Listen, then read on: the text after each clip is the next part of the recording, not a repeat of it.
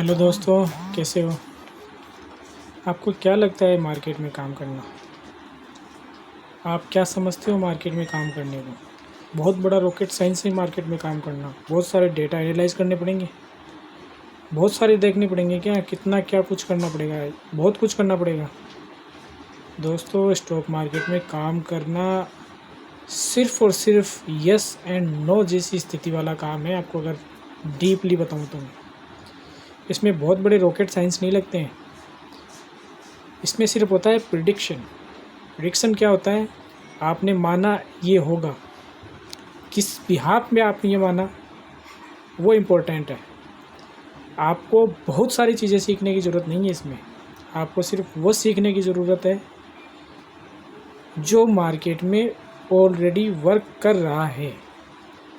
चाहे वो चार्ट हैं, चाहे वो टेक्निकल एनालिसिस हैं, चाहे वो डेटा एनालिसिस है। आप अगर मार्केट में काम करना चाहते हो तो आपको simple theory and simple practical work करना पड़ेगा। बहुत कॉम्प्लिकेटेड काम नहीं करने हैं आपको बहुत सारे मैथमेटिक्स नहीं यूज़ करने हैं इसमें। सिंपल यूज़ करने हैं। सिंपल यूज़ करेंगे तो आपको पता रहेगा हम यूज़ क्या कर रहे हैं, हम क्या इस्तेमाल कर रहे हैं, हम कौन सी थ्योरी यूज़ कर रहे हैं, कौन सा प्रैक्टिकल वर्क यूज़ कर रहे हैं। ज़्यादा कुछ अगर आप इसमें लगाओगे, ज़्यादा अगर आप इसके अंदर एनालाइज करोगे, ज़्यादा डीपली अगर कुछ टेक्निकल्स लगाओगे तो आप स्टॉक मार्केट में वर्क नहीं कर पाओगे, क्योंकि ज़्यादा कॉम्प्लिकेटेड हो जाएगा, समझ में नहीं आएगा आपको करना क्या है। तो आपको एक सिंपल सेटअप सीखने की ज़रूरत है, सिंपल साइकोलॉजी रखने की ज़रूरत है। आप देखते होंगे रोज़ सवेरे मार्केट खुलता है, नेगेटिव खुलता है या पॉजिटिव खुलता है, फिर आप देखते हो किसी एक दिशा में चला जाता है। निफ्टी को देख लो आप, निफ्टी सवेरे मान लो पॉजिटिव खुली, 100 अंकों के साथ में पॉजिटिव खुली है। उसके बाद में वो धीरे धीरे करके 20 30 50 पॉइंट नीचे आती है, फिर वो 300 पॉइंट 200 पॉइंट 250 पॉइंट ऊपर भी वापस चली जाती है।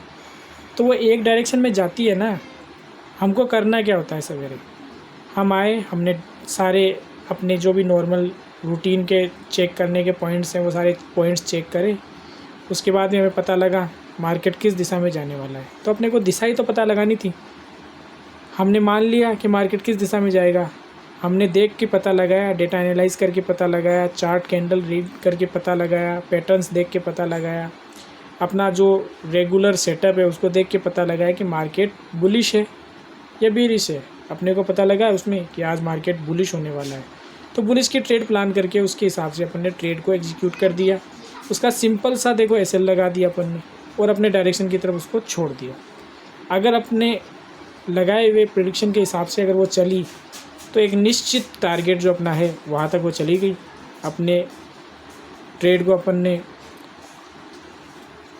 स्क्वायर ऑफ कर दिया, जो भी प्रॉफिट बना वो अपना हुआ।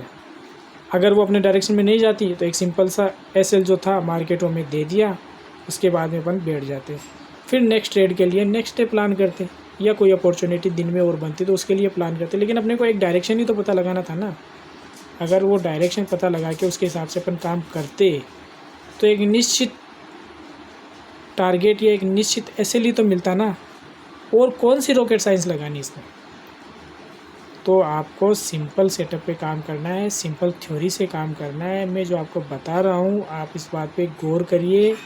स्टॉक मार्केट में आपको बहुत ज़्यादा कुछ सोचने की समझने की ज़रूरत नहीं है। सिंपल सेटअप पे काम करिए, सिंपल चीज़ें सीखिए ताकि इम्प्लीमेंट भी कर सके।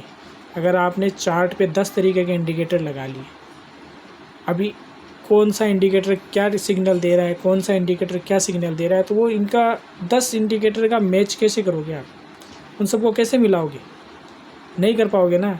तो एक सिंपल सी मान लीजिए आपने कोई ब्रेकआउट की थ्योरी अपना रखी है, आपने कोई क्रॉस ओवर की थ्योरी अपना रखी है, तो बस सिंपल क्रॉस ओवर हुआ, अपने सेटअप में वो फिट बैठा, तो अपन ने उसका एक एसएल लगा के ट्रेड प्लान कर दी। ट्रेड अपने दिशा में चली गई तो प्रॉफिट हो गया, अगर अगेंस्ट चली गई तो लॉस हो गया। बस इतना ही तो करना होता है। अगर आप और ज़्यादा इस तरीके का नॉलेज लेना चाहते हैं तो मेरे साथ जुड़े रहें यूट्यूब पे। और देखिए, नया यूट्यूब चैनल है, इस पर आपको सब्सक्राइबर नहीं दिख रहे होंगे। जाहिर सी बात है, नया चालू करते हैं तो किसी के पास नहीं होते हैं। पेड अगर मैं लेना चाहूँ तो पेड सब्सक्राइबर सब ले सकते हैं, लेकिन पेड सब्सक्राइबर लेने से फ़ायदा क्या होने वाला है? वहाँ पर सब्सक्राइबर दिखेंगे लेकिन वो एक्टिव तो रहेंगे नहीं। आपको भी पता है, जिन लोगों को जेन्युइन नॉलेज चाहिए, मैं अपना 10 सालों का एक्सपीरियंस आप लोगों को देने वाला हूँ। आपको अगर वो चाहिए, अगर आप स्टॉक मार्केट में सफलता हासिल करना चाहते हो, मुझसे जुड़े रहना चाहते हो, तो आपको चैनल को लाइक भी करना पड़ेगा, सब्सक्राइब भी करना पड़ेगा, शेयर भी करना पड़ेगा। चैनल की ग्रोथ होगी, लोग जुड़ेंगे, मुझसे कुछ पूछेंगे तो मुझे बताने में भी अच्छा लगेगा। मैं अगर कमा रहा हूँ तो मैं ये चाहता हूँ कि आप भी कमाइए। मैंने जो सीखा है, मैंने जो गलतियाँ करी हैं, वो सारी चीज़ें अगर मैं आपको बताऊँ तो आपको भी तो पता लगेगा ना क्या चीज़ कैसे होने वाली है। तो मुझसे जुड़े रहिए और मेरे चैनल को लाइक, सब्सक्राइब एंड शेयर करिए। Thank you very much.